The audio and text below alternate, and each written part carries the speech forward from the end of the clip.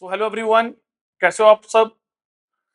सो अब तक हम बात कर रहे थे ऑफर क्या होता है, एग्रीमेंट क्या होता है, एक्सेप्टेंस क्या रहती है। ठीक है, सो कॉन्ट्रैक्ट क्या रहता है, ये सब बात कर रहे थे। सो अब बात करेंगे topic words invitation to an offer. Invitation to an offer से इनविटेशन टू ऑफर क्या होता है sir. Sir invitation to offer का बिल्कुल सिंपल मतलब है ऑफर के लिए इनवाइट करना। ऑफर के लिए कैसे इनवाइट करना। So let let me make you an understand for this. So for example मेरी एक शॉप है। सो मैंने वहां पे डिस्प्ले कर रखा है अपने सभी गारमेंट्स क्लोथ्स है ना, गारमेंट्स की मेरी शॉप है। तो मैंने सभी वहां पे अपने क्लोथ्स कपड़े वगैरह सारे डिस्प्ले कर रखे हैं। तो एक बंदा आया मेरे पास, कस्टमर आया। तो मुझे कह रहा है कि सर मुझे ये आपने जो क्लोथ डिस्प्ले कर रखा है ना, जिसके नीचे आपने 2000 पे लिखा हुआ है, ये क्लोथ मुझे चाहिए।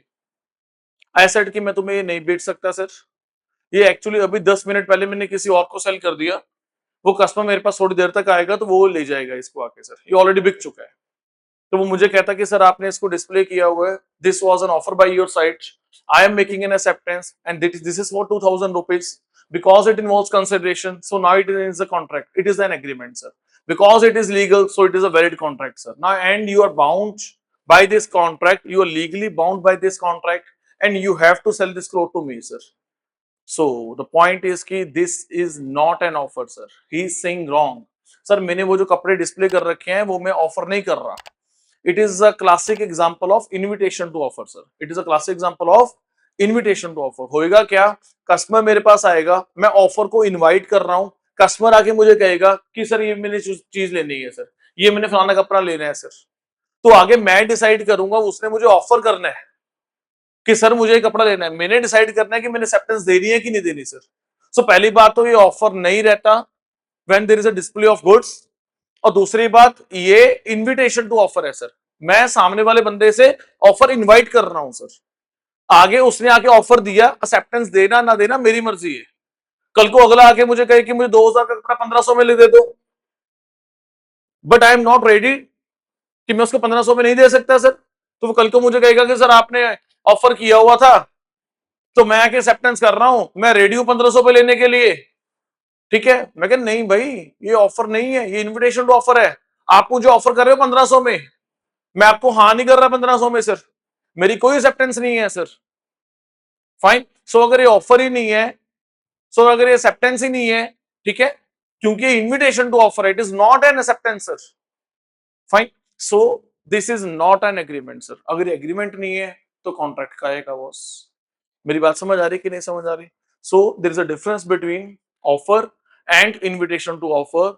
जब कोई दुकानदार अपना सामान लगा के बैठा होता है सर, ठीक है, डिस्प्ले करा होता है सामान उसने सर, सामने से आके गाहक कुछ उसको बोलता है कि मुझे ये चीज चाहिए, तो पहली बात तो वो ऑफर नहीं दे, मैंने कोई ऑफर नहीं दिया हुआ, ऑफर मैं इनवाइट कर रहा हूँ, सामने से कस्टमर आके मुझे ऑफर दे रहा है सर, मैंने कोई ऑफर नहीं दिया हुआ सर। अगर ये ऑफर होता तो उसने एक्सेप्टेंस कर ली थी। So in any case I will be bound to sell that product to that customer sir. But reality में होता है क्या है, it is not a case of offer sir, it is the example of invitation to offer sir. Fine. So customer is, I am inviting the customer to give an offer sir, I am inviting him to make an offer sir. Now on the second step, it's up to me whether to accept that offer or not sir. तो अभी मेरे पे आ जाता है कि मैंने उस offer को एक्सेप्ट करना है कि नहीं करना सर। अगर मैं एक्सेप्ट करूंगा तभी वो एग्रीमेंट बनेगा। अगर मैं 1500 पे राजी हो गया then it can be an agreement sir. अगर मैं उस कस्टमर को देने में राजी हो गया then it can be an agreement sir. मुझे मेरे दिल में पता है कि वो ऐसा कस्टमर है मुझे तंग करेगा। कितनी बार हो चुका कि मेरी शॉप पे आता है, सिर्फ और सिर्फ देख दुख के चला जाता है, मेरे 2 घंटे खराब कर देता है। जैसे ही चढ़ा मेरे शॉप में मैंने बोल दिया कि नहीं भाई मेरे पास सामान नहीं है, तो मुझे क्या लेने का, आप तो ऑफर दे रहे हो, मैं एक्सेप्टेंस कर रहा हूं, मैं no no no, it is invitation to offer sir. मैं इनवाइट कर रहा हूं, आप सिर्फ मेरी शॉप पे आ रहे हो सर। क्योंकि अगर वो ऑफर रहता तो आपकी एक्सेप्टेंस हो गई थी, वो एग्रीमेंट बन जाता, वो कॉन्ट्रैक्ट बन जाता सर। सो ये ऑफर नहीं है, it is an invitation to offer sir. Fine, तो शुरू करते हैं sir. So it is a preliminary step sir, ये पहला स्टेप होता है that invites the others to make the offer sir। सामने वाला बंदा आके ऑफर देता है सर कि मुझे ये चीज चाहिए, इतने में चाहिए, दोगे क्या। तो मैंने देखना है being a shopkeeper, being a seller, कि मैंने उसको हाँ करनी है कि ना करनी है सर। पहली बात, it is not an offer itself sir, इसको ऑफर नहीं बोलते, इसको क्या बोलते हैं, इनविटेशन टू ऑफर। क्या बोलते हैं इसको, इनविटेशन टू ऑफर सर, इसको ऑफर नहीं बोलते sir. For example shop display sir, I already given example sir. तो शॉप पे जो डिस्प्ले लगा रहता है माल, सो वो ऑफर नहीं है, वो एक it is a classic example of invitation to offer sir. दूसरी बात, ऑक्शन नोटिस, सब कोई नीलामी चल रही है, सामने वाले बंदे ने आके नीलामी दे दी सर, उसने आके नीलामी दे दी, इसका मतलब ये नहीं कि मैंने अप्रूव कर दिया। पहली बात तो अप्रूवल वो विद फॉल ऑफ हैमर और सम अदर मोड हो सकती है सर, तो एक्सेप्टेंस अभी हुई नहीं सर। दूसरी बात, इसका मतलब ये नहीं कि आपने बिड कर दिया तो आपको मिलेगा वो चीज, वो किसको मिलती है, हाईएस्ट बिडर को मिलती है सर। एक बंदे ने बिड किया 10 लाख, दूसरे बंदे ने उस आर्टिकल का बिड किया, मिस्टर ए ने फॉर एग्जाम्पल बिड किया 10 लाख, मिस्टर बी ने बिड किया 12 लाख, तो नॉर्मली हाईएस्ट बिडर को वो जाता है आर्टिकल सर।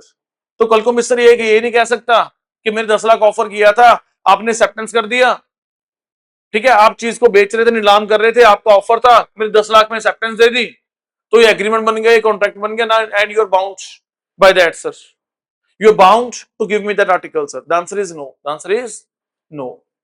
मेरी बात समझ आ रही है कि नहीं समझ आ रही? सो कहने का मतलब क्या है सर, ये क्या रहता है, जो बिडिंग प्रोसेस रहता है उसमें क्या रहता है, ये इनविटेशन टू ऑफर सर। पहली बात तो just because you have made a bid, it doesn't mean कि you have given the acceptance, because it was not an offer by my side sir. मैं तो उसी को दूंगा, मैं तो ऑफर इनवाइट कर रहा हूँ, भी लगाओ, बोली लगाओ, मिस्टर ए ने लगाई 10 लाख, मिस्टर बी ने लगाई 12 लाख, मिस्टर सी ने लगाई 14 लाख, मिस्टर डी ने लगाई 20 लाख, मिस्टर ई ने लगाई 25 लाख सर। मैं तो ऑफर इनवाइट कर रहा हूँ, देख रहा हूँ कौन किसी में के ले सकता है, तो मिस्टर ई ने कहा कि मैं 25 लाख लेने में तैयार हूं सर, तो मैं उससे कोई हाईएस्ट बिड आई नहीं फॉर एग्जाम्पल, तो that means he is giving an offer to purchase this article for ₹25 lakh.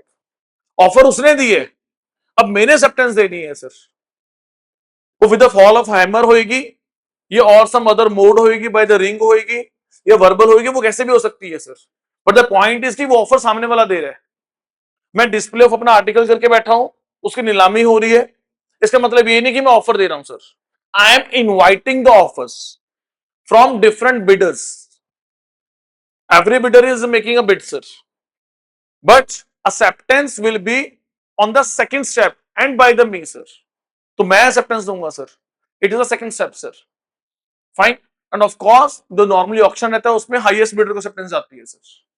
मेरी बात समझ आ रही है कि नहीं समझ आ रही? तो जिन जिन की भी कम बोली थी, तो कल को अगला ये नहीं कह सकता कि भाई हमने एक्सेप्टेंस दी है सर, आपकी एक्सेप्टेंस नहीं है, आपका ऑफर है। अगर आप अपनी एक्सेप्टेंस बोल रहे हो तो मेरा ऑफर हो जाएगा सर, सर मेरा ऑफर नहीं है, मेरा इन्विटेशन टू ऑफर है सर, मैं इनवाइट कर रहा हूं, ऑफर ऑफर आप दोगे सर, फाइन।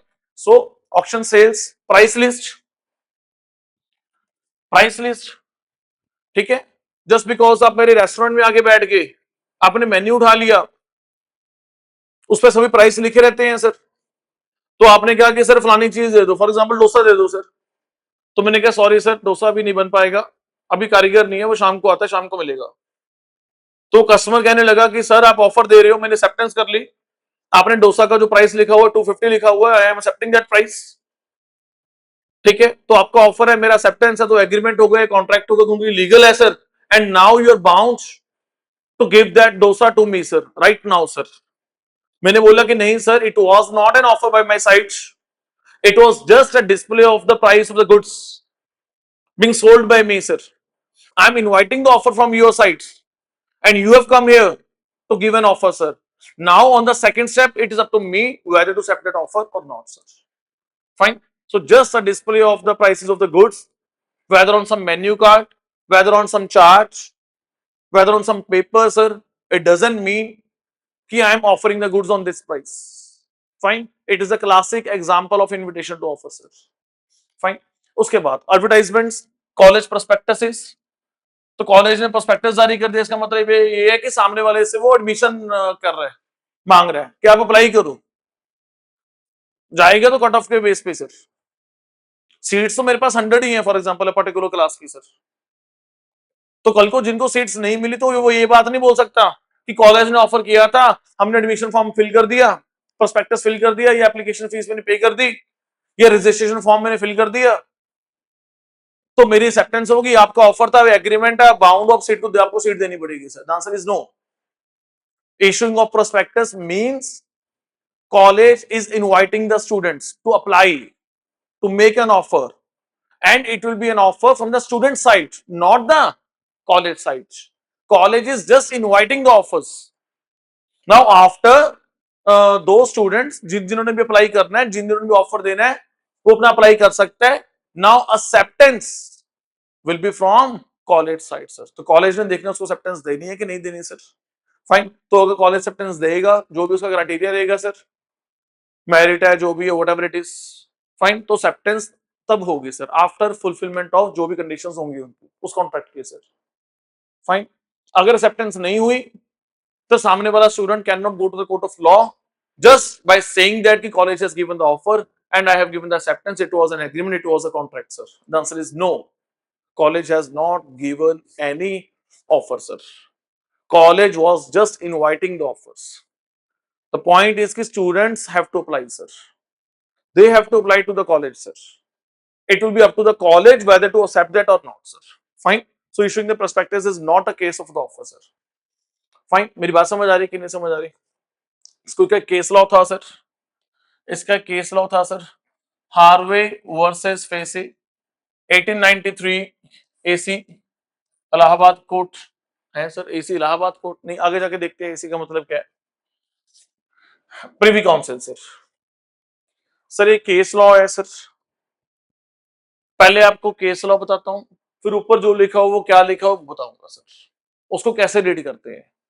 फाइन, इतना तो समझ आ रहा है कि इन दोनों के बीच में केस गया है सर, ये दोनों के बीच में कोई डिस्प्यूट होया होगा, ठीक है, तो उसको डिसाइड करने के लिए कुछ कोर्ट ने कुछ डिसाइड किया होगा सर। इस केस में प्राइवेट काउंसिल ने डिसाइड किया। प्राइवेट काउंसिल क्या होती है वो 2 मिनट बाद देख लेते हैं सर।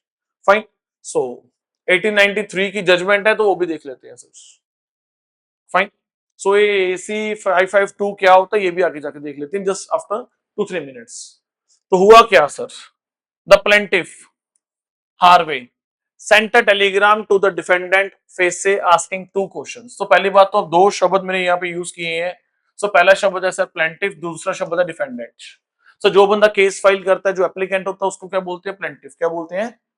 प्लेंटिफ सर, जिसको याचिकाकर्ता भी बोलते हैं, या फिर जिसको आप बोल लो कि मुद्दई बोलते हैं, मुद्दई। फाइन, प्लेंटिफ मतलब जिसने केस फाइल किया है। मिस्टर एक्स ने केस फाइल किया मिस्टर वाई के खिलाफ, मिस्टर वाई डिफेंड करेगा सर अपने केस को, अपना पक्ष रखेगा, तो mister Y will be called defendant. Mister Y will be called defendant sir. तो हुआ क्या इस केस में, हार्वे ने एक टेलीग्राम सेंड किया किसको? फेसी को सर। उसने 2 क्वेश्चन पूछे सर टेलीग्राम में। Sir will you sell us the Bumper Hall Pen sir, क्या तुम मुझे बम्पर हॉल पेन सेल करोगे sir? So first question was that sir, क्या मुझे बम्पर हॉल पेन सेल करोगे सर? पहला क्वेश्चन था ये टेलीग्राम में। दूसरा क्वेश्चन था भी जो सेकंड क्वेश्चन था telegraph the lowest price, cash price. तो लोएस्ट कैश प्राइस बताओ सर, कितना का दोगे कम से कम सर? 2 चीजें उसने क्वेश्चंस पूछी सर, ठीक है। तो हुआ क्या, जो फेसे था उसने रिप्लाई किया बाय द टेलीग्राम कि lowest price for the Bumper Hall Pen is 900 pound. Fine sir, question 2 पूछे, क्या मुझे पेन बेचोगे और कितने का बेचोगे? उसने रिप्लाई क्या किया सर? वो नहीं, ये रिप्लाई नहीं किया कि बेचूंगा कि नहीं बेचूंगा। He has not replied on this question. He has just replied कि lowest price for the pen is 900 pounds। पहले क्वेश्चन का रिप्लाई ही नहीं हुआ सर। सो पहली बात तो ये है कि उसने ऑफर किया कि मुझे पेन सेल करोगे, उसका एक्सेप्टेंस देनी बनती थी कि हाँ भाई मैं पेन एक्सेप्ट मैं बेचना चाहूंगा या बेचूंगा, तो इसका प्राइस ये है सर। एक्सेप्टेंस हुई नहीं, अगर ऑफर की एक्सेप्टेंस नहीं हुई तो एग्रीमेंट क्या है का सर? मैं ऑफर दे रहा हूं, आप एक्सेप्टेंस नहीं दे रही, मैं लेने के लिए तैयार हूं, आप बेचने के लिए तैयार नहीं, क्या हमारी रजामंदी है, क्या हमारा एग्रीमेंट है? Answer is no. मेरी बात समझ आ रही कि नहीं? सो हुआ क्या, Harvey then sent the another telegram that we agreed to buy the Bumper help for the Bumper Hall Pen at rupees 900 pound.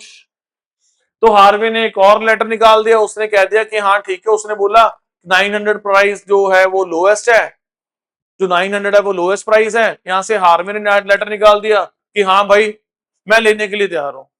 अरे भाई तूने पूछा कि तुम पेन बेचोगे और कितने का बेचोगे, उसने बोला, उसने एक्सेप्टेंस इसकी नहीं दी कि मैं खरीदूंगा या बेचूंगा, सॉरी, उसने कहा कि पेन 900 पाउंड का है सर, ये कह रहा मैं खरीदना चाहता हूं।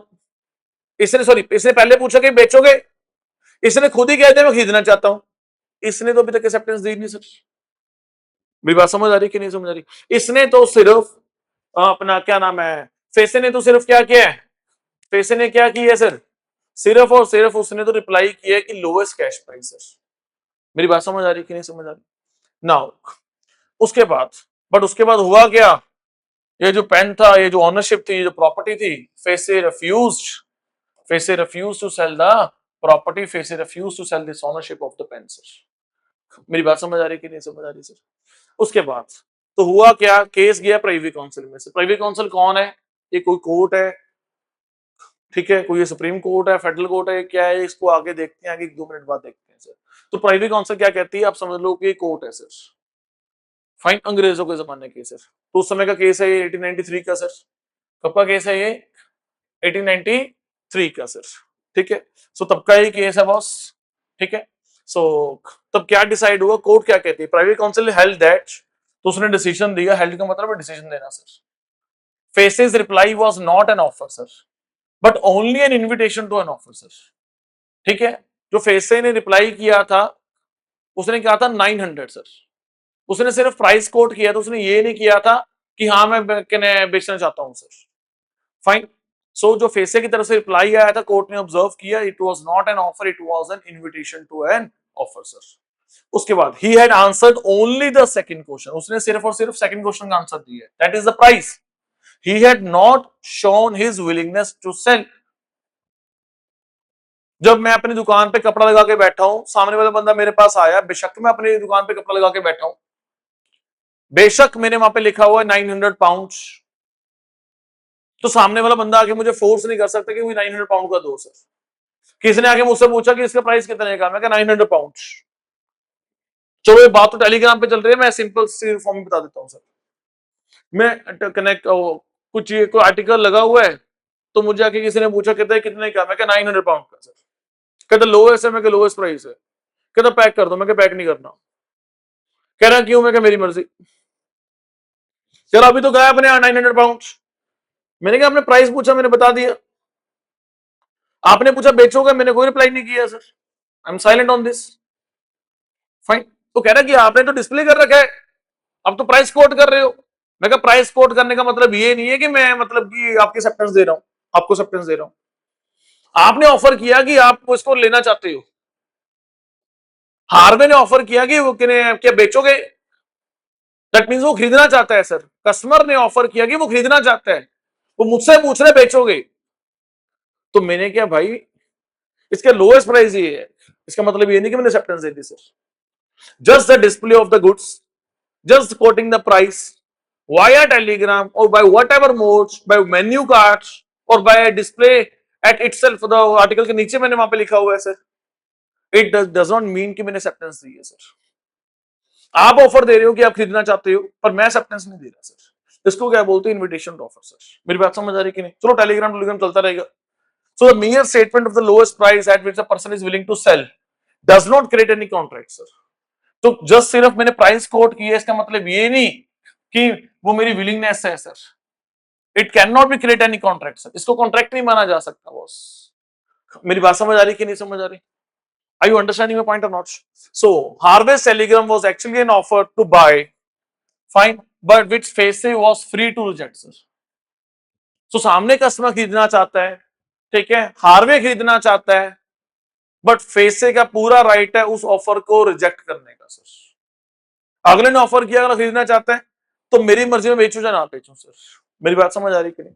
सो therefore no contract was form sir. मेरी बात समझ आ रही कि नहीं समझ आ रही? आर यू गेटिंग पॉइंट और not sir? Now sir, sir 2-3 चीजें और क्लियर कर दो।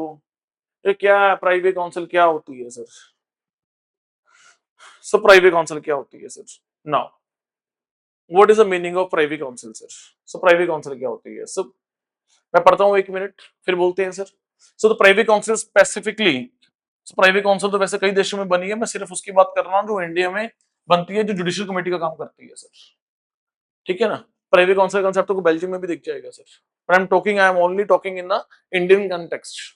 I am talking in the just जो ब्रिटिशर्स ने हमारे ऊपर राज किया, वहां पे जो प्राइवेट काउंसिल बनाई हुई थी हमारे इंडिया में, उसका क्या काम था sir? So judicial committee of the private council was the highest court for the appeal for the British India from 1833 से लेके 1949 तक। सो 1833 से लेके 1949 तक हाईएस्ट कोर्ट ऑफ अपील, जैसे अब राइट नाउ इंडिया में supreme court is highest court of appeal ना, उसकी जजमेंट के अगेंस्ट कहीं और तो नहीं पे अपील फाइल कर सकते sir. So at that time this was the highest court of appeal sir. इसके आगे अपील नहीं फाइल हो सकती बॉस। मेरी बात समझ आ रही कि नहीं समझ आ रही? सो फ्रॉम 1833 टू लेके 1949 तक sir this was the highest court of appeal sir. ठीक है, अच्छा कहां पे था इसका ऑफिस, या पे इसकी सीटिंग जिसको हम सीट बोलते हैं, कहां पे थी? Based in London sir. कहां से चलती थी ये? लंदन में। सर इंडिया का फैसला अंग्रेज डिसाइड करेंगे, भाई गुलाम थे, क्या कर सकते हैं बॉस। सर वहां जाके अपील फाइल करनी पड़ेगी। Answer was yes. फाइन। उसके बाद it held the supreme judicial authority over the colonial courts. जितनी भी सारी कॉलोनियल कोर्ट्स थी, जितनी भी सारी कॉलोनियल कोर्ट्स थी, छोटी अदालतें थी, अलग अलग कॉलोनीज में बनी हुई थी sir. India was also one of that colony sir. Fine. So over the colonial courts, profoundly shaping the Indian law through the precedents before its jurisdiction was replaced by the federal courts and ultimately the Supreme Court of India sir।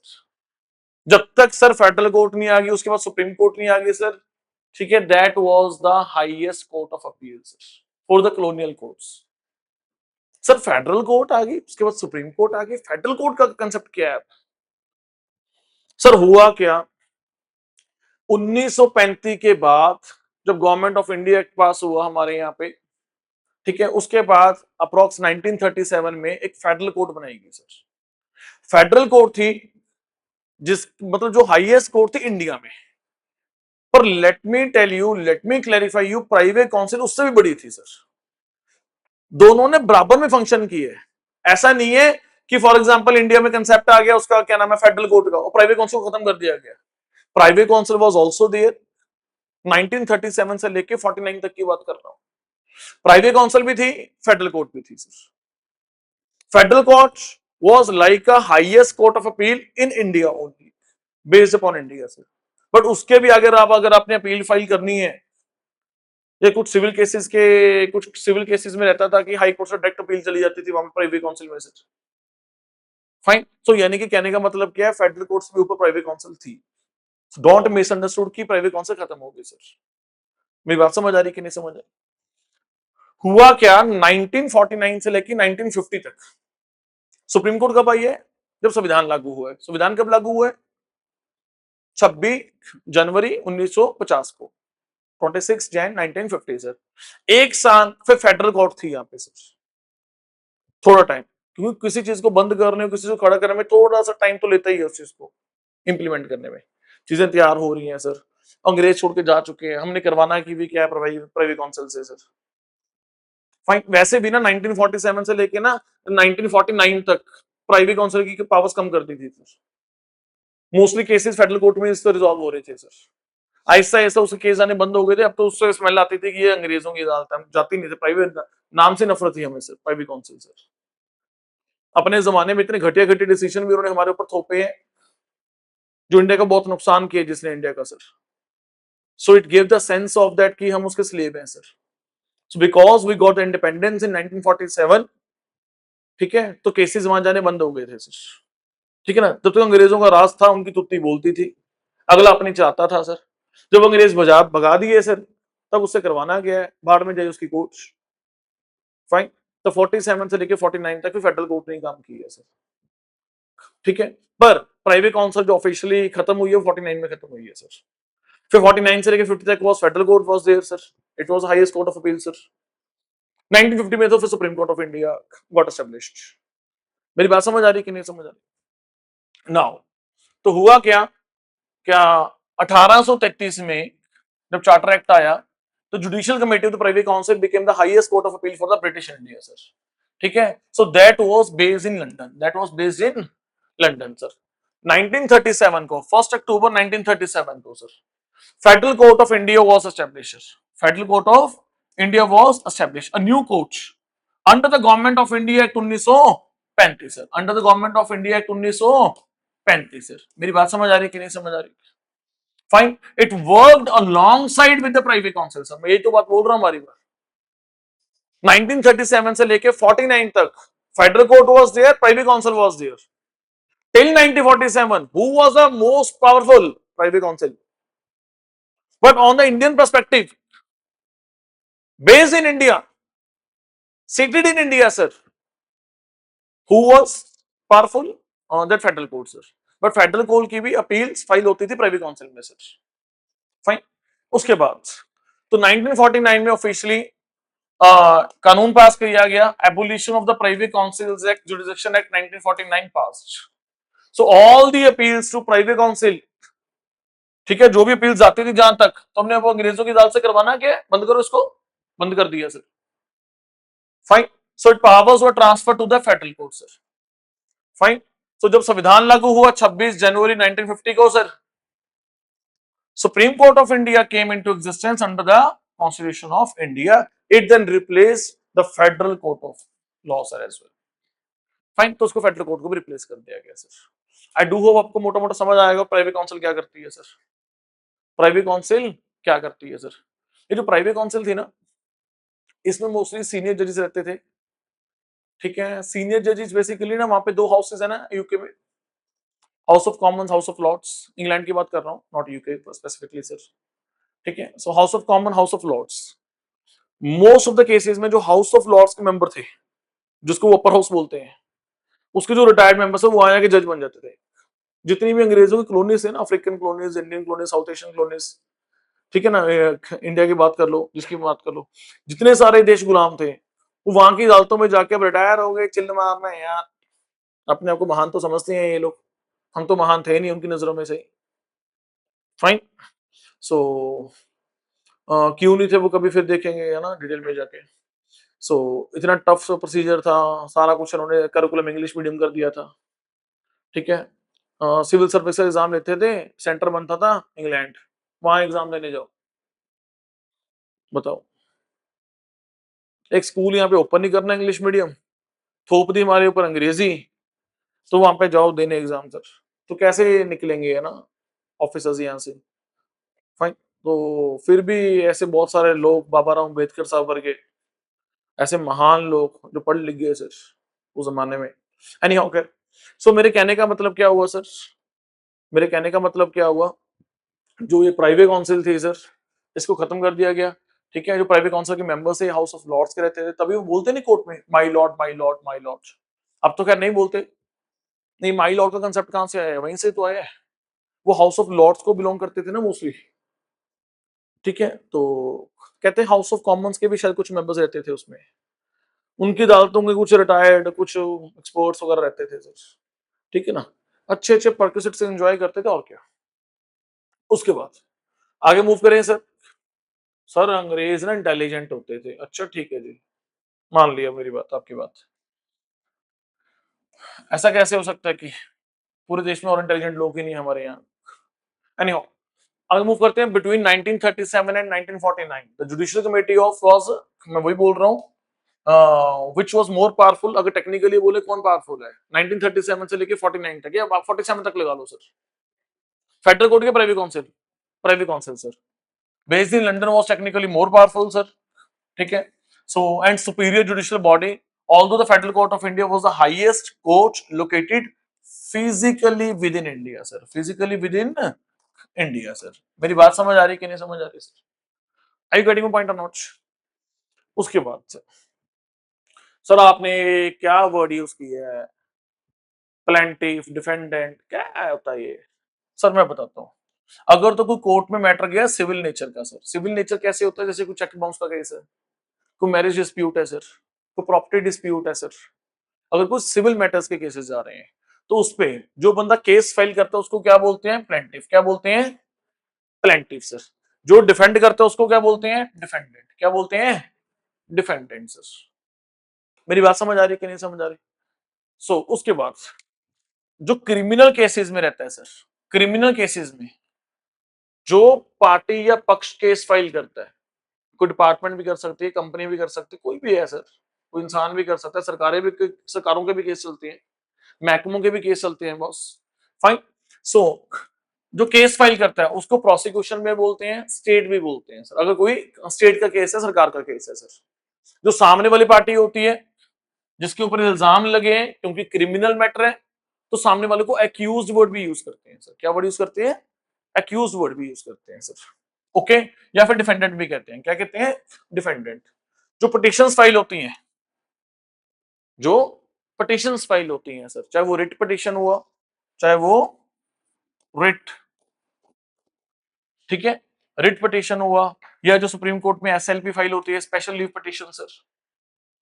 Fine, ये कैसे file होती है आगे जाके देखेंगे sir. Ritz क्या होता है सर, आर्टिकल 32 क्या कहता है संविधान का सर, कभी फिर कभी इस साइड पे देखो समझा देंगे सर। ठीक है ना। वैसे मैं चाहता वो टॉपिक यहीं पे फिनिश कर देता, प्राइवेट काउंसिल वाला आगे मूव कर जाता सर। मैंने इनविटेशन ऑफर समझा दी, that's it sir. But still I am taking pain कि आपको चीजें, दो चार चीजें और क्लियर करवा दूं सर। ठीक है, ताकि आपको दिक्कत ना आए, है ना। कुछ चीज पढ़ो तो अंदर से पता होनी चाहिए, उसका थोड़ा सा बैकग्राउंड पता होना चाहिए सर। चीजों को पढ़ने में कॉन्फिडेंस आता है बॉस, टॉपिक पढ़ने में कॉन्फिडेंस आता है। सो पटिशन के केस में जो पटिशन फाइल करता है उसको क्या बोलते हैं? पटिशनर। जो सामने वाला पार्टी रिस्पॉन्ड करेगी उसको क्या बोलते हैं? रिस्पोंडेंट। ठीक है। फिर जब एक अदालत के जजमेंट के खिलाफ हम ऊपरली अदालत में जाके अपील फाइल करते हैं, उस तरह के केस में हम क्या बोलते हैं? जो बंदा अपील फाइल करता है, जो पार्टी अपील फाइल करता है, उसको क्या बोलते हैं? अपीलेंट। सामने वाला बंदा पार्टी रिस्पोंडेंट, या फिर अपीली वर्ड भी यूज होते हैं, वैसे नॉर्मली रिस्पोंडेंट रहता है सर। मेरी बात समझ आ रही कि नहीं सर? हिंदी में भी बता दो, कुछ उर्दू शब्दावली भी यूज होती है कोर्ट्स में, हाँ रहता है। मैंने वैसे यहाँ पे लिखी है सर, जस्ट आपको बताने के लिए। वैसे इंग्लिश बता दी, that's is very fine sir. Fine. So sir दोबारा बताओ। ठीक है जी। सर जो सिविल के मामले होते हैं जिसको दीवानी मामले बोलते हैं सर, दीवानी, यस दीवानी मामले बोलते हैं हिंदी में सर। ये इसको प्लेंटिफ क्या बोलते हैं? प्लेंटिफ। प्लेंटिफ मतलब मुद्दई या फिर वादी। ओके। जो सामने वाले पार्टी डिफेंड करती है, प्रतिवादी। फाइन, डिफेंडेंट या मुद्दले। फाइन, मुद्दई मुद्दले। ठीक है। उसके बाद जो क्रिमिनल फौजदारी मामले होते हैं सर, ठीक है, प्रोसिक्यूशन को क्या बोलते हैं? अभियोजन सर। तो स्टेट अगर कोई सरकार केस लड़ रही है, government of India, union of India जिसको हम बोलते हैं, फाइन, गवर्नमेंट ऑफ केरला ना, स्टेट ऑफ केरला जैसे वर्ड यूज करते हैं, स्टेट ऑफ केरला वर्सेस फलाना, फाइन, तो उसके लिए ऐसे शब्द यूज होते हैं सर। ठीक है। जो सामने वाली पार्टी डिफेंड करती है, डिफेंडेंट या एक्यूज्ड, ठीक है, सो डिफेंडेंट को क्या बोलते हैं? अभियुक्त भी बोलते हैं सर। किस केस में? क्रिमिनल केसेस में। उसमें प्रतिवादी, सिविल केसेस में है डिफेंडेंट ही, हिंदी वर्ड वहां पे प्रतिवादी। क्रिमिनल का केस है तो वहां पे क्या यूज होता है? अभियुक्त सर। ठीक है, अभियोजन अभियुक्त सर। ठीक है। तो अक्यूज को क्या बोलते हैं? आरोपी। क्या बोलते हैं? आरोपी सर। फाइन। उसके बाद ये आपकी बुक्स में कहीं भी नहीं लिखा हुआ, so I took the pain to make this things so that कि थोड़ा सा बेटर समझ आ सके आपको सर चीजें। ठीक है ना। अब मतलब एक बार चीज समझ आ गई ना, लॉ कैसे पढ़ना है, इसका मतलब क्या होता है, सभी केस लॉस पढ़ने इजी रहते हैं सर। एक बार समझ आ जाए चीज पढ़नी कैसे है सर, लॉ पढ़ना कैसे ये समझ आ जाए, फिर तो मतलब कि हर रोज नए लॉ बन रहे होते हैं, बंदा इजीली पढ़ सकता है अपने आप। बंदा हर टाइम थोड़ा ना कोचिंग ले जाएगा सर। फाइन। सो पटिशंस के केसेस में याचिकाकर्ता क्या बोलते हैं? याचिका केस में, सारा याचिका के केस में याचिकाकर्ता। सामने वाला बंदा जो पार्टी रिस्पोंडेंट है उसको क्या बोलते हैं? क्या बोलते हैं? उत्तरदाता। जो उत्तर देगा, जो रिस्पॉन्ड करेगा, उत्तरदाता पटिशन के केस में सर, या फिर प्रत्यार्थी सर। उसके बाद अपील केस में अपील करता, उसमें सेम प्रत्यार्थी सर। मेरी बात समझ आ रही है कि नहीं समझ आ रही? सिंपल है सर। सिंपल भाषा में प्लेंटिफ जो केस फाइल करता है, डिफेंडेंट जो केस को डिफेंड करता है, दैट्स इट। Fine sir. मजा नहीं आया। मैंने कहा भाई क्या नहीं मजा आया सर? कभी कभी पता क्या होता है, जैसे वो पढ़ रहे थे ना आप, फलाना वर्सेस फलाना, इतनी तारीख, इतना साल, ये पता नहीं क्या डाल देते हैं, WN 189। इसका मतलब समझाओ क्या होता है, इसका मतलब क्या है सर? ठीक है, ये आपको बहुत बार देखने को मिलेगा।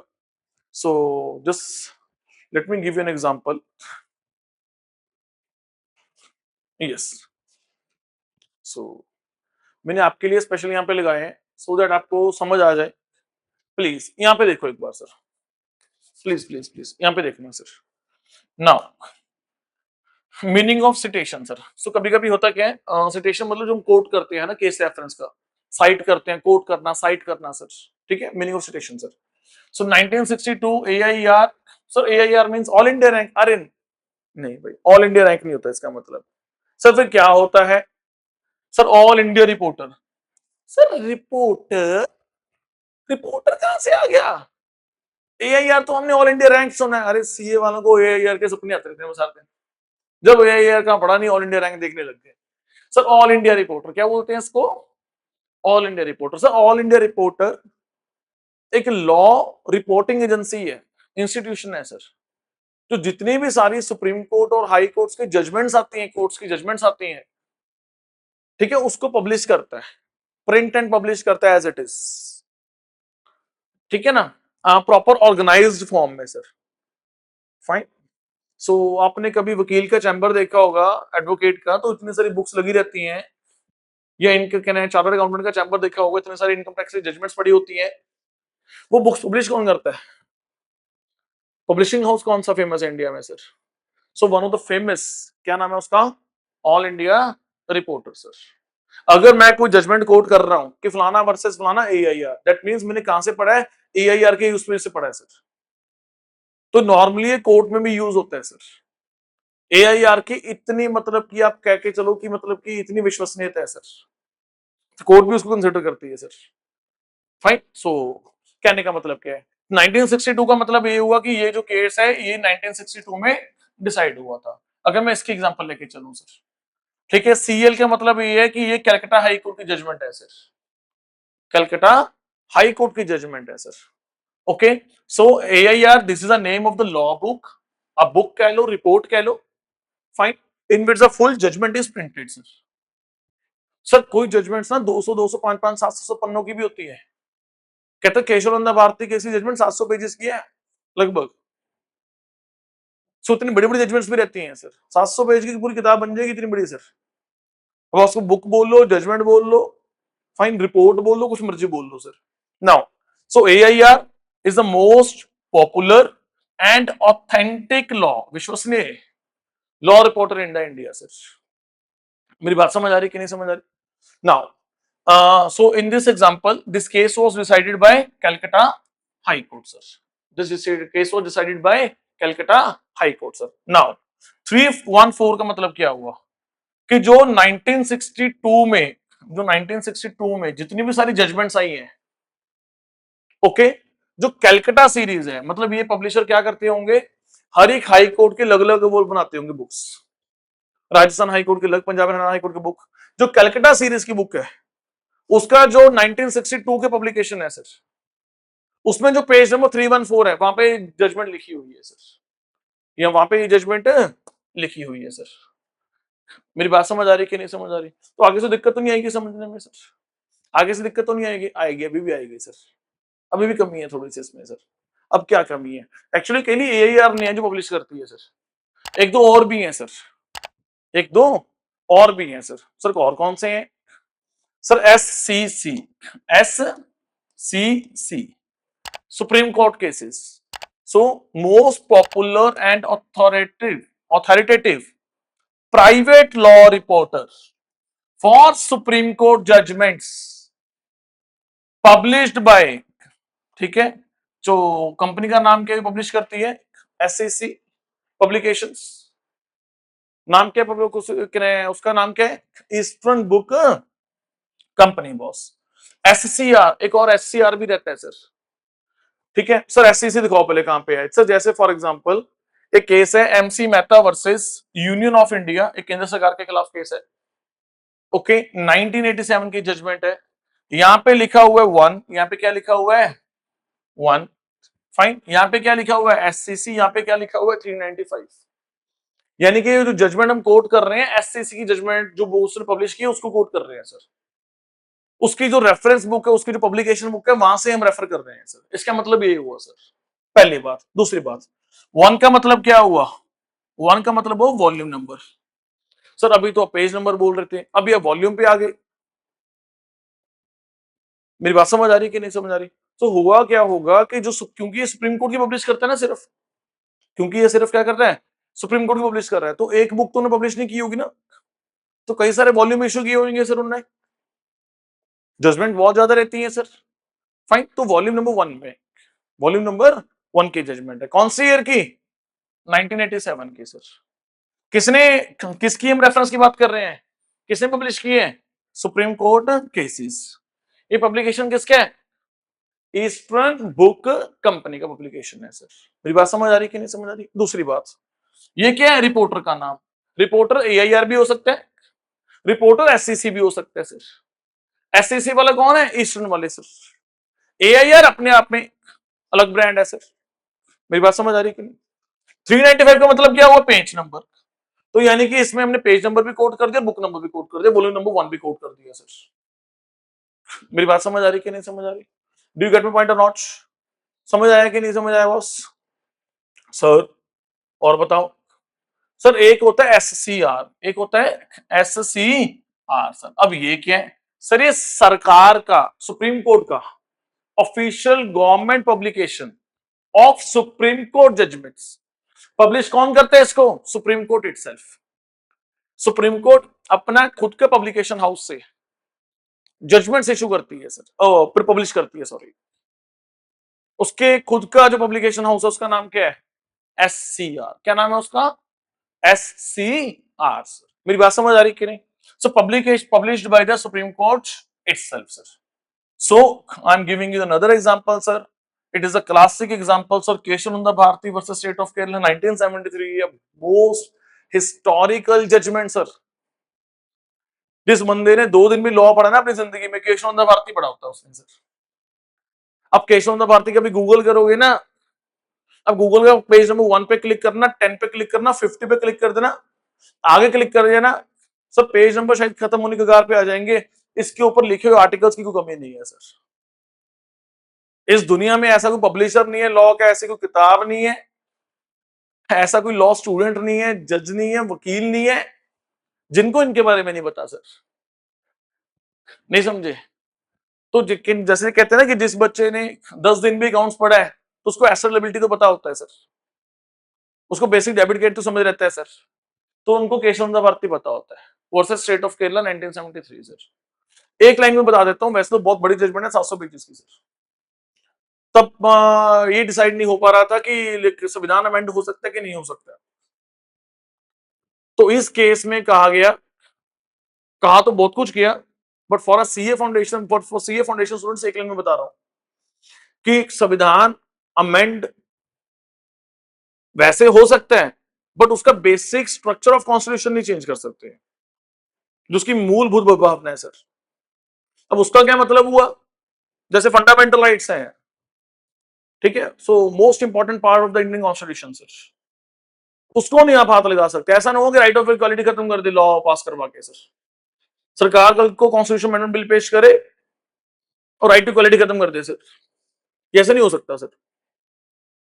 Fine, supreme court like powerful है, जुडिशरी इंडिपेंडेंस है, जुडिशरी इंडिपेंडेंट है, जुडिशरी की इंडिपेंडेंस खत्म नहीं की जा सकती कोई बिल पेश करके सर, चाहे वो कॉन्स्टिट्यूशनल अमेंडमेंट बिल ही क्यों ना हो सर। तो संविधान चेंज किया जा सकता है, आपने जीएसटी लेके आ रहा, लेके आओ, बाकी स्टेट्स की पावर को, टैक्स को खत्म करना करो, कोई दिक्कत नहीं है, ठीक है। पर ऐसे कुछ चीजें जो संविधान का बेसिक स्ट्रक्चर का पार्ट में आता है उसको आप खत्म नहीं कर सकते। वो बेसिक स्ट्रक्चर क्या है उसको एक लाइन में डिफाइन नहीं किया जा सकता। बट एनी हाउ, इस जजमेंट में और भी बहुत कुछ था sir, that was a historical judgment sir, ठीक है। So Kesavananda Bharati versus state of Kerala से 1973 से। अब देखो 4 एससीसी। एससीसी का मतलब क्या हुआ बेटा? SCC means supreme court cases. ये पब्लिकेशन किसका है? ये कौन पब्लिश करता है? Supreme court itself, supreme court itself, not any private law reporter sir. Fine, so ठीक है। और ये जजमेंट 1973 में वॉल्यूम नंबर 4 में सुप्रीम कोर्ट ने खुद भी पब्लिश की थी, पेज नंबर 225 पे। और ये judgment all India reporter publication house ने भी पब्लिश की है 1973 ने। एससी मीन सुप्रीम कोर्ट 1461, जो सुप्रीम कोर्ट सीरीज होगी उसकी पेज नंबर 1461 पेज नंबर पे पब्लिश की है सर। तो दोनों पब्लिकेशन हाउस ने, एक सुप्रीम कोर्ट का, एक AIR वाला सर, दोनों ने पब्लिश की है सर। मेरी बात समझ आ रही कि नहीं समझ आ रही सर? सो अब समझ आ गया। तो मोस्टली यही सब रहता है सर। तो वॉल्यूम नंबर 4 हुआ, ठीक है, पेज नंबर 225 हुआ। सो 1973 1461, तो पेज नंबर क्या है? Supreme court section, supreme court series, page number 1461 sir. मेरी बात समझ आ रही कि नहीं समझ आ रही boss? Are you getting my point और नॉट? सो अब तो दिक्कत नहीं आएगी कोई आपको पढ़ते हुए?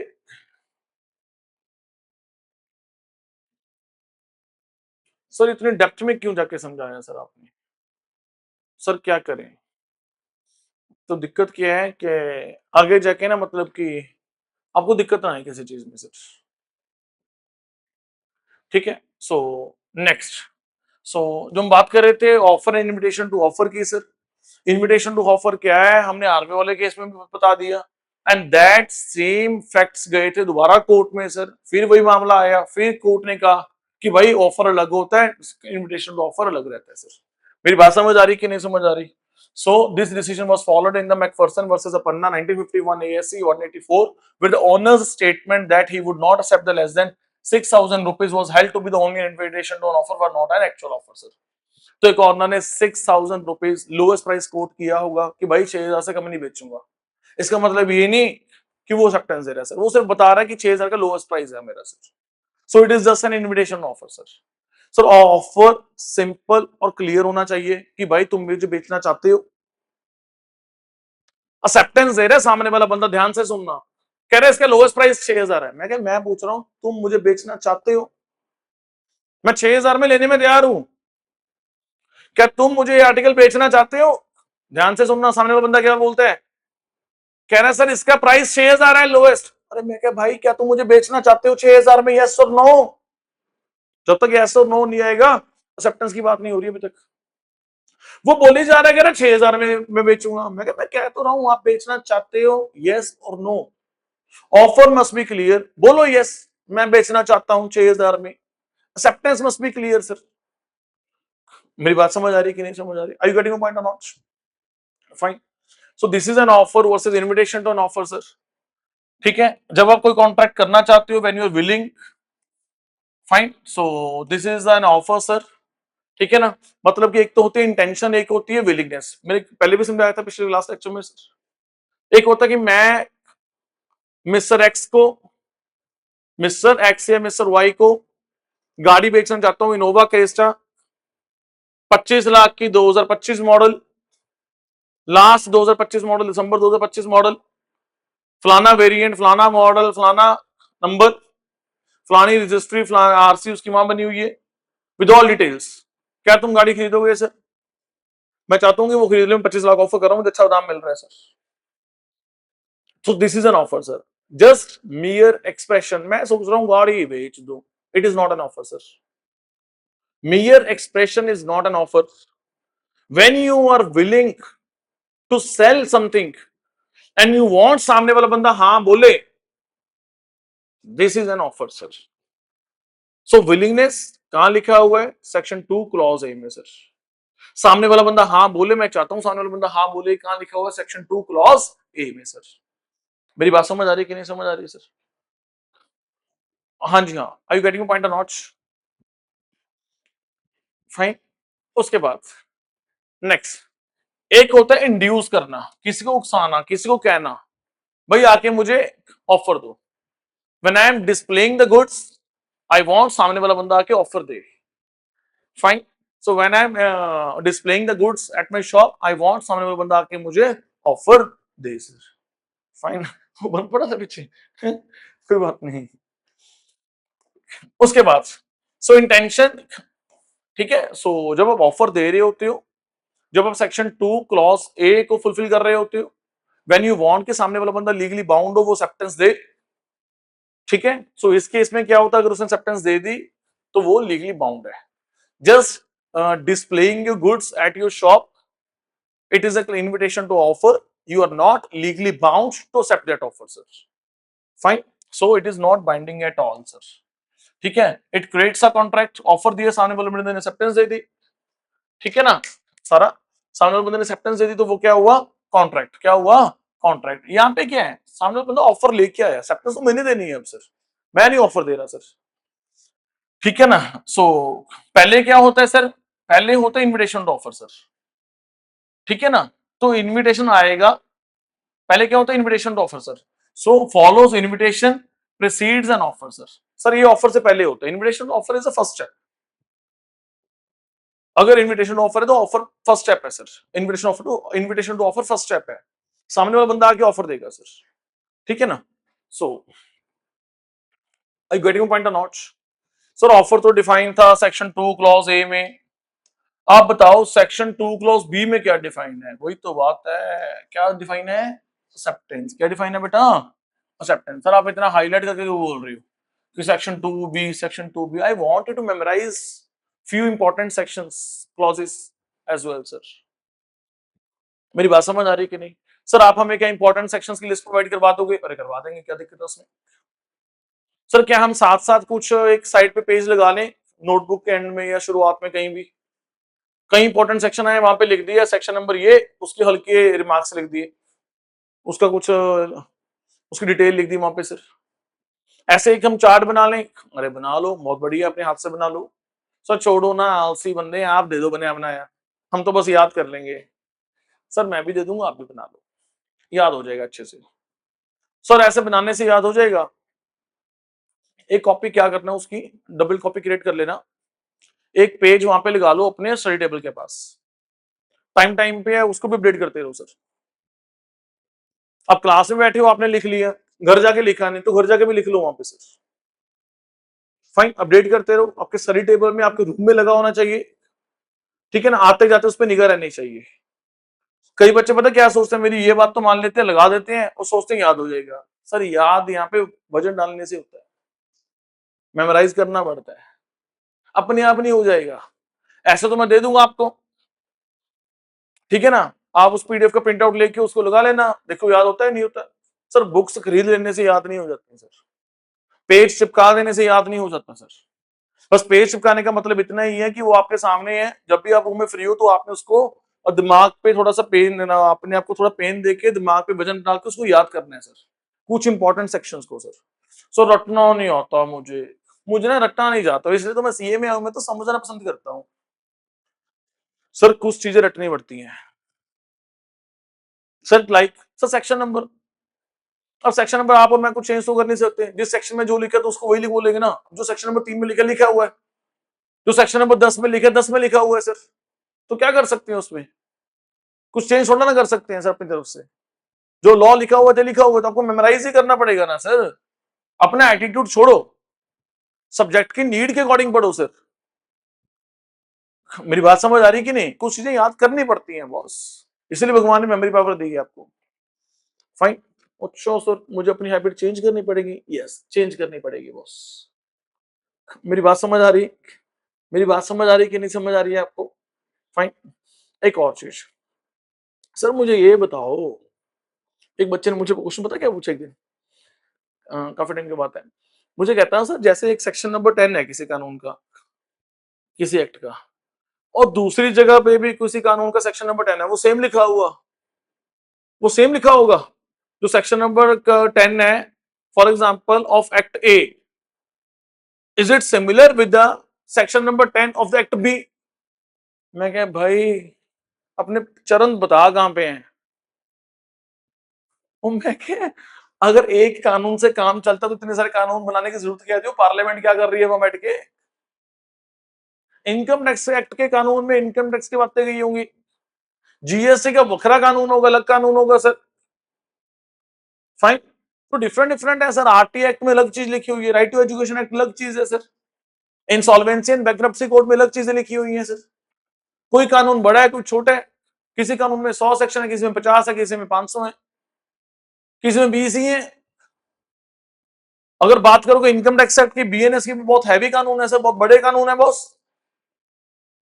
मेरी बात समझ आ रही है कि नहीं, ऐसा नहीं है भी एक सेक्शन दूसरे की तरह सिमिलर है सर, कैसे कैसी बातें पढ़ाते रहते हो आप, हमने तो आपसे पूछा भी नहीं है सर, कुछ बच्चों के दिमाग में आ जाता है, ठीक है, तो मुझे नहीं पता एक्चुअली वीडियो में सामने वाला बच्चा क्या सोच रहा है, अगर आपके दिमाग में आ गया तो मैंने क्लियरिफाई कर दिया सर, ठीक है, अगर आपको पता था वेल एंड गुड है सर। उसके बाद so when the person to whom the proposal is made, अगर वो हामी भर दे, सिग्निफाई कर दे, अपनी असेंट दे दे, जिसको प्रपोजल दिया हुआ है, जिसको ऑफर दिया है, मैं मिस्टर ए को अपनी 25 लाख की नोवा क्रिस्टा फलाना मॉडल फलाना वेरिएंट बेचना चाहता हूं, वो कह रहा है सर मैं खरीदने को तैयार हूं फलाना मॉडल फलाना वेरिएंट 25 लाख का। सर अगर वो बंदा मेरे ऑफर को हामी भर दे, signifies his assent thereto, then the proposal is said to be accepted. तुम क्या मान के चलेंगे? प्रपोजल एक्सेप्ट हो गया सर। अब proposal when accepted becomes a promise. अब मैंने प्रपोजल दिया था, ऑफर दिया था कि मेरी गाड़ी खरीदेगा, इतने की बेचूंगा फलाना मॉडल, उसने एक्सेप्टेंस दे दी। नाउ मैं एग्री हूं, वो एग्री है, जब उसने एक्सेप्टेंस दिया उसको खरीदनी पड़ेगी, सब उसका प्रॉमिस है, उसको प्रॉमिस फुलफिल करना पड़ेगा बॉस। मेरी बात समझ आ रही कि नहीं? पहला स्टेप सर, क्या ये एग्रीमेंट तो हुआ, क्या ये लीगल है? सर कार बेचना इंडिया में क्या दिक्कत है? लीगल है बॉस। ठीक है, तो अगर चीज एग्रीमेंट है और लीगल है तो वो कॉन्ट्रैक्ट भी है सर, तो वो कॉन्ट्रैक्ट भी है सर। मेरी बात समझ आ रही कि नहीं समझ आ रही? सो ऑफर कौन होता है? जो प्रपोजल करता है, ऑफर देता है सर। ऑफर ही कौन होता है? जिसको दी होती है, अगर उसने एक्सेप्ट किया तो अब उसको कल ऑफर ही नहीं बोलेंगे, उसको हम एक्सेप्टर भी बोल सकते हैं सर। उसको क्या बोलेंगे? Acceptor sir. The moment he has given his assent sir, जैसे उसने हाँ कर दी कि हाँ भाई मैं लेने को तैयार हूं, तो दैट मीन्स कि नाउ वो क्या बन गया? एक्सेप्टर बन गया सर। मेरी बात समझ आ रही कि नहीं समझ आ रही? सर बात करते हैं rules for the valid acceptance. Sir valid acceptance के क्या रूल्स हैं? वैलिड एक्सेप्टेंस के क्या रूल्स हैं सर? फाइन। उसके बाद सर सीए पलक बठेजा कौन है? आप सबको पता है, हमको नहीं पता। मिसेस का नाम है सर। सर इनका नाम क्यों यहाँ पे लिखा है? Sir she help me a lot in making those notes. ठीक है ना, अकेला बंदा थोड़ा ना पढ़ा सकता है sir. Fine. So anyhow, ठीक है जी, चलिए आगे चलें। So rules for the valid acceptance sir, rules for the valid acceptance. सो पहला रूल क्या है sir? Acceptance by the offeree only. Acceptance by the offeree only. अगर मैं मिस्टर एक्स को दे रहा हूं ऑफर, तो मिस्टर एक्स ही उसको एक्सेप्ट करेगा ना कि मिस्टर वाई एक्सेप्ट करेगा सर। तो to whom the offer has been made an acceptance must, should or must be given by the, not should, must be given by the that person only sir. मेरी बात समझ आ रही कि नहीं समझ आ रही? So the only person to whom the offer is made, ठीक है, so can accept it sir. सिर्फ और सिर्फ वही बंदा एक्सेप्ट कर सकता है sir. A offers to sell his car to B, ठीक है, सी अ बाय स्टैंडर, वो साथ में खड़ा था, he can not accept it sir, वो एक्सेप्ट नहीं कर सकता, बी को एक्सेप्ट करना पड़ेगा सर। फाइन। उसके बाद absolute and unqualified. Absolute and unqualified, पहली बात तो एब्सोल्यूट एक्सेप्टेंस होनी चाहिए। मैंने बोला उसको, मैं अपनी गाड़ी बेचना चाहता हूँ, इतने रुपए की फलाना मॉडल, लेगा मेरे से? वो कह रहा है सर कल सोच के बताऊंगा। मैं कह लेनी है हाँ या ना? कह रहा है अभी देख रहा हूँ। सर ये एक्सेप्टेंस नहीं है, कल सोच के बताऊंगा, अभी देख रहा हूँ, अभी सोचूंगा। ठीक है ना, ये एक्सेप्टेंस नहीं है। चंदन कितने की बेचेगा? मैं क्या 25 लाख की, 24 की देनी है सर, ये तो काउंटर ऑफर दे दिया उसने। अब मुझे देखना एक्सेप्ट करना है कि नहीं करना सर। मेरी बात समझ आ रही है कि नहीं समझ आ रही? Acceptance must be very clear sir, acceptance must B absolute sir, हाँ या ना। ठीक है ना, कल सोच के बताऊंगा, कल बताऊंगा, अभी पैसे का अरेंजमेंट करने, this is not an acceptance at all sir. हाँ या ना, it must be very clear, it must B absolute sir. Unqualified, unqualified होता है मतलब क्वालिफाइड ना हो सर। क्वालिफाइड ना हो मतलब क्या हो? उसमें कंडीशंस ना हो सर। ले तो लूंगा पर 6 मंथ्स के बाद लूंगा, मिगल है, ये क्या मतलब हुआ? ना ले लेगा भी, ना ले 6 मंथ्स के बाद लेगा। It is not an acceptance at all sir. उसे कंडीशन लगा दी। अगर आप एक गाड़ी के साथ बाइक गिफ्ट कर दो तो ले लूंगा, मिगल है। मैंने गाड़ी का ऑफर दिया 25 लाख में, हाँ या ना? करा नहीं, अगर आप बाइक दोगे ना बुलेट वाला तो वो ले लूंगा, साथ में फिर ले लूंगा। मैं कहा भाई तू कंडीशंस लगाने लग गया। Conditional acceptance is not acceptance at all, हाँ या ना सर? मेरी बात समझ आ रही कि नहीं? So acceptance must mirror to the offer without conditions or modifications. अपनी किंतु परंतु मत करी जा। मेरी बात समझ आ रही कि नहीं समझ आ रही? अब ध्यान से सुनना। इस केस में क्या हुआ, केस लॉ का नाम है नीले वर्सेस मेरिट सर। आपके जो स्टडी मैट है उसमें डिटेल्ड गिवन है सर। जहां पे डिटेल की लोड की जरूरत होती है तो वहां पे मैं डिटेल लिख देता हूँ। जहां पे मुझे लगता है कि एक दो लाइन में समझाया जा सकता है, केस लॉ एक दो लाइन में समझा देते हैं सर। ठीक है ना? सो हुआ क्या, एम ऑफर्ड लैंड फॉर, हम एम ने ऑफर दी किया लैंड कितने में, 280 पाउंड में। कितने में? 280 पाउंड में सर। कि 280 में लैंड बेच दूंगा सर। एन सामने वाला बंदा वो क्या करता है, उसने 80 पाउंड का, ठीक है, 80 पाउंड उसने सेंड कर दिए कि ये फड़ो 80, ये लो 80, बाकी बाद में दे दूंगा। मैंने कहा ये मैंने ये कंडीशन तूने कहां से लगा दी? मैं तुम्हें एक चीज दे रहा हूं, ये कैश का रेट है भाई, 180 कितने में अपना 280 में दे दूंगा। तुमने किसे कहा है, तुमको किसी ने कहा है कि तुम 80 दो मुझे, बाद में बाकी में एक्सेप्ट कर लूंगा? No no no, it is a conditional acceptance. मेरी बात समझ आ रही कि नहीं? अगर आपने चीज लेनी है तो 280 दो, नहीं तो नासी। नहीं भाई नहीं, ये 80 पकड़ ले, बाकी बाद में दे दूंगा। मैं नहीं भाई, 280 का रेट है, यस और नो किसी और को दे दूंगा नहीं तो। मेरी बात समझ आ रही कि नहीं समझ आ रही? तो उसने 80 सेंड कर दिए, बाकी प्रॉमिस भेज दिया साथ में, कह रहा प्रॉमिस लेटर लिख के दे देता हूं। मैं कहा भाई प्रॉमिस नहीं चाहिए, emotions don't work in the agreements and contracts, पैसा वर्क्स, पैसा लाओ। मेरी बात समझ आ रही कि नहीं समझ? So hence conditional acceptance was invalid, it was not an acceptance at all sir. मेरी बात समझ आ रही कि नहीं समझ आ रही सर? ठीक है, तो सेम एज इट इज आपके उस पर लिखा हुआ है, क्या नाम है, स्टडी मैट में sir. So M offered to sell his land to N for 280 pound sir, and replied purporting to accept the offer. Purporting मतलब वो जता रहा है कि उसने एक्सेप्ट कर दिया, पर किया नहीं सर। जस्ट एक सिर्फ मतलब कि लीगल लैंग्वेज में आप बोलो कि जैसे है ना, मतलब उसने कह दिया, वो इस तरीके से करके दिखा रहा है प्रतीक की उसने एक्सेप्ट कर दिया, actually it is not an acceptance at all sir. Fine, to accept the offer but enclose the cheque of ₹80 only sir. He promised to pay the balance of 200 pound by the monthly installments of 50 each। बाकी कह रहा कि 200 बार से दे दूंगा, 50-50 करके या जैसे भी करके sir. Sir no, it was held that, तो कोर्ट की जजमेंट आई। फाइन, सो कोर्ट की जजमेंट थी, ठीक है। So and could not enforce acceptance because it was it was not an unqualified one sir. अगर आपने एक्सेप्टेंस देनी है, it must be unqualified, it should not be qualified means conditional. Qualified acceptance नहीं होनी चाहिए, कंडीशनल एक्सेप्टेंस नहीं होनी चाहिए सर। नो किंतु नो परंतु सर, यस और नो, हाँ या ना सर, उसको बोलते हैं वैलिड एक्सेप्टेंस। क्या बोलते हैं? Simple valid acceptance, unconditional acceptance. मेरी बात समझ आ रही कि नहीं समझ आ रही sir? Next was must be communicated sir.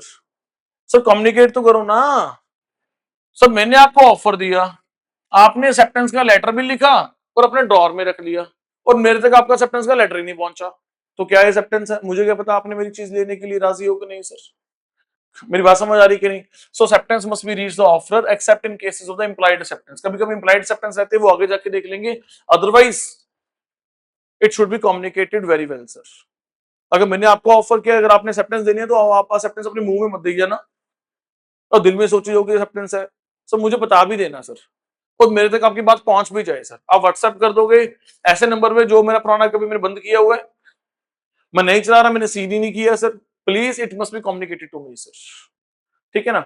So case law था sir, Brogden versus metropolitan railway company sir. Please, a draft agreement was approved but not sent back. Agreement तो बना लिया, उसका ड्राफ्ट तैयार कर लिया, वापस सेंड नहीं किया, तो वो ड्राफ्ट ही रह गया सर। आपने मैसेज तो टाइप कर लिया, सेंड नहीं किया, वो ड्राफ्ट मैसेज ही रह गया sir.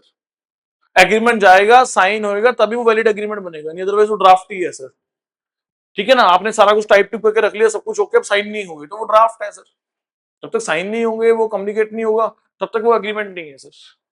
Fine, but was not sent back sir. Judgment आई कि no contract form due to the lack of the communication. जब चीज कम्युनिकेशन हुई ही नहीं सर, आपके एक्सेप्टेंस मेरे तक पहुंची ही नहीं सर, तो काहे की एक्सेप्टेंस सर? मेरी बात समझ आ रही कि नहीं? So no contract form due to the lack of the communication sir, prescribed mode sir. Sir कभी कभी क्या होता है, ऑफरर ना बोलता है कि मुझे एक्सेप्टेंस चाहिए उस मोड में सर।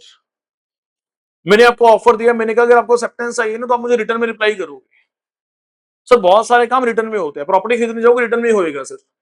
ऑरली प्रॉपर्टी थोड़ा ना सेल होती है सर, लैंड ऑरली थोड़ा ना सेल परचेज होती है सर। बैंक अकाउंट में अकाउंट ओपन करवाने जाओगे तो ऑरली थोड़ा ना होता है सर। अगर आपको वहां पे अकाउंट खुलाना है, बैंक के साथ एग्रीमेंट करना है, तो वो रिटर्न फॉर्म में करना पड़ेगा सर। जो भी ऑफर में मोड प्रिस्क्राइब्ड है सर। मेरी बात समझ आ रही है कि नहीं? ईमेल है भी, अगर आपने ऑफर एक्सेप्टेंस देनी है तो लिखत में भेजो, चाहे ईमेल कर दो वो भी चलेगा, या लेटर से कर दो सर सेंड, वो भी चलेगा सर, पर लिखित में होना चाहिए सर। तो जो भी मोड ऑफर किया गया, जिस मोड में कहा गया ऑफर को, उसी मोड में ही एक्सेप्टेंस देनी है सर। अगर आप वर्बली दोगे अदर देन मोड, जिस मोड में कहा गया था करने को, आप उस मोड में नहीं दे रहे, तो वो एक्सेप्टेंस नहीं है हमारे लिए सर। मेरी बात समझ आ रही कि नहीं समझ आ रही? Do you get my point और नॉट सर? उसके बाद sir, so must follow the mode specified by the offerer or a reasonable mode if unspecified sir। Offeror ने कह दिया रिटर्न में एक्सेप्टेंस दे दी, अब बताया नहीं रिटर्न में कैसे, तो लेटर लिखना लेटर लिख दो सर, ठीक है ना। अगर मेल भेजना अपनी ऑफिशियल मेल आईडी से सर, आजकल मेल भी वैलिड रहते हैं, अगर आपकी ऑफिशियल मेल आईडी तो उससे सेंड कर दो सर, तो जो भी फिर रीजनेबल रहता है सर, बट हाँ ऑरली नहीं होनी चाहिए सर, ठीक है। So example A demands acceptance by the email but B sends a letter, this is क्योंकि उसने डिमांड की है ना स्पेसिफिकली, भी ईमेल ही चलेगा सर। तो अगर डिमांड कर दिया तो फिर डिमांड कर दिया, फिर कोई किंतु परंतु नहीं है। अगर डिमांड नहीं किया तो फिर reasonable sir, depending upon the situation sir. Fine, so but the B sends the letter, this is invalid unless A waives the requirement sir. अगर ए एक्सेप्ट कर ले भी, हाँ चलो ठीक है, मेल करके लेटर सेंड कर दो तो भी चल जाएगा, तो then it can be okay sir. Otherwise it was asked to be in the email format, not in the letter format sir. Fine, अगर मोड प्रिस्क्राइब हो गया तो उसी मोड से रहेगा सर। उसके बाद with in specified time sir, with in specified time sir, with in specified time sir. तो जो भी आपने करना है वो स्पेसिफाइड टाइम होना चाहिए। अगर मैंने कहा कि आपके पास ऑफर है 3 दिन में एक्सेप्टेंस भेजनी है, तो मैंने 3 दिन में भेजनी है सर। अगर मैंने आपको 5 दिन का ऑफर दिया तो 5 दिन के लिए, अगर आज का ऑफर है सिर्फ ये आज के लिए ऑफर है सर, कल कोई ऑफर स्टैंड नहीं करेगा सर। अगर टाइम मेंशन नहीं है तो रीजनेबल टाइम सर। अब रीजनेबल टाइम डिपेंड करता है, हर केस में अलग अलग है। अगर मैं कोई आपको सब्जी बेच रहा हूं तो आज का रेट और है कुछ, कल का रेट कुछ और है, वो आज के लिए होगा सर, ठीक है ना। लोहे के दाम रोज चेंज होते हैं, गोल्ड के दाम रोज चेंज होते हैं, ठीक है ना। मेरा काम कपड़ों के, आप मेरे पास एक जैकेट देखने आए, मैंने आपको बोला कि 7,000 के लगा दूंगा, आपने बोला भी चलो ठीक है, घर पे मम्मा के साथ डिस्कस करके जाता हूँ, घर पे जाऊंगा डिस्कस करूंगा मदर के साथ, ठीक है ना, आपको बताता हूँ 1-2 दिन में। बंदा परसों आ गया, कहना सर पैक कर दो, ठीक है चल जाता है 1-2 दिन, क्या दिक्कत है उसमें? कौन सा वो जैकेट के दाम रोज चेंज हो रहे हैं, ये 3 दिन में चेंज हो जाएंगे सर, ठीक है ना। अगर वो गोल्ड होता तो वो 3 दिन बाद तो सवाल ही नहीं पैदा होता सर, हर असरिया होता तो सवाल ही नहीं पैदा होता सर।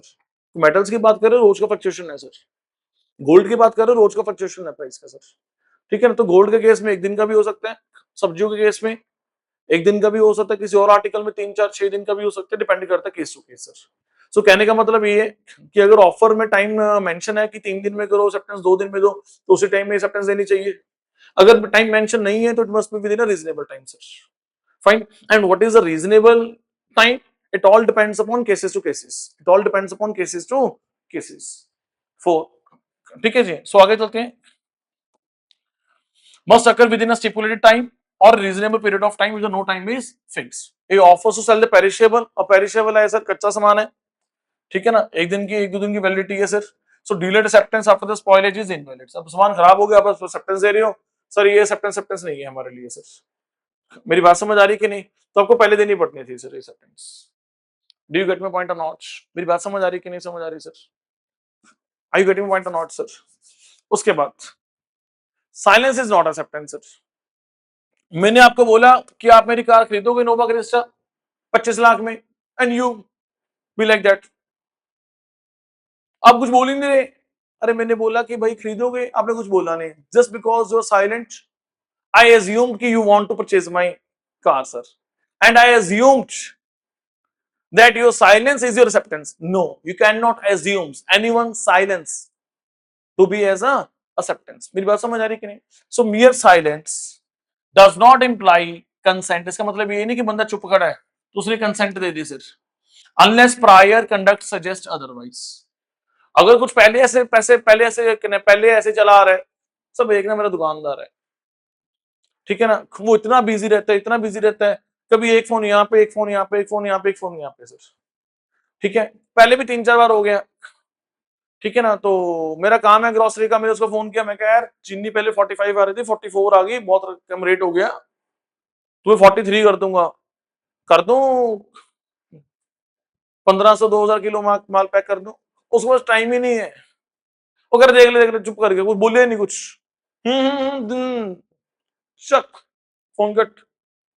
तो मैंने उसको माल भेजा, उसने रख लिया, चल रहा है, हमारे चल जाता है यहाँ पे, मेरे उस पहले कई बार हुआ है इसके साथ ऐसे, ठीक है ना। अगर तो ऐसा कुछ चल रहा है तो वो ठीक है, इट्स ओके, आपकी अंडरस्टैंडिंग है, बट लॉ कहता है कि mere silence is not a silence, ठीक है जी।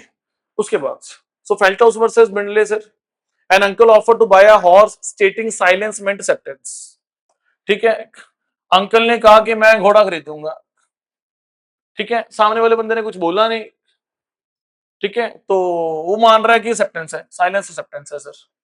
The nephew intended to sell, उसने कहा था कि वो बेचना चाहता है, पर उसने कुछ रिप्लाई नहीं किया कि हाँ वो बेचेगा कि नहीं, वो बेचने को रेडी है कि नहीं, कह रहा था अभी सोच रहा हूँ बेच लूं घोड़े को, अंकल कह रहा है मैं खरीद लूंगा, नेफ्यू वॉज साइलेंट। नाउ क्या वो कॉन्ट्रैक्ट है कि नहीं है, the answer is no, the answer is no. The nephew intended to sell but did not reply sir. Now judgment no contract as silence is not acceptance, sir silence acceptance थोड़ा ना होती है sir. मेरी बात समझ आ रही कि नहीं समझ आ रही? लास्ट पॉइंट करते हैं, बाकी कल को देखते हैं सर, ठीक है। सो इम्प्लाइड एक्सेप्टेंस, इम्प्लाइड एक्सेप्टेंस कहां पे मेंशन है, सेक्शन नंबर 8 में सर। इम्प्लाइड एक्सेप्टेंस क्या है sir? An acceptance can occur through the conduct or the performance of conditions. Sir कुछ केसेस में क्या होता है कि अगर आप कुछ करोगे ना, ठीक है ना, तो मान लेंगे कि आपकी एक्सेप्टेंस है सर, या आप कुछ परफॉर्म करोगे सर। उदाहरण तौर पे ए ने ऑफर किया बी को 500 रुपए for moving his lawn. So moving का मतलब होता है घास काटना। ए ने कहा बी को कि 500 दूंगा, घास काट दे। बी ने उठाई मशीन और सारा घास काटने लग गया और घास काट दिया सारा। That means he has accepted. अगर उसने कुछ परफॉर्म किया that means he has accepted sir. मेरी बात समझ आ रही कि नहीं समझ आ रही? So this is implied acceptance, because the law implying acceptance। So कहने का मतलब क्या है? So in such cases the law treats the performance of the act itself as the acceptance। तो आपने वो कुछ परफॉर्म करके दिखाया है ना, तो लॉ उस परफॉर्मेंस को एक्सेप्टेंस मानेगा सर, लॉ उस परफॉर्मेंस को एक्सेप्टेंस मानेगा सर, ठीक है। No separate communication of the acceptance is required, इसके लिए कुछ भी सेपरेट कम्युनिकेशन करने की जरूरत नहीं है। उसने बोला घास काट दो, उसने घास काट दिया। So this performance of an act is to be considered as an acceptance sir. No separate communication of acceptance is required sir in this case। मेरी बात समझ आ रही कि नहीं समझ आ रही सर? ठीक है, आई होप आपको समझ आ रहा होगा sir. If you still face any query sir, you can ask in the comments sir। Fine, so you can ask tomorrow sir। ठीक है, so thank you so much sir, thanks for watching sir, thank you so much।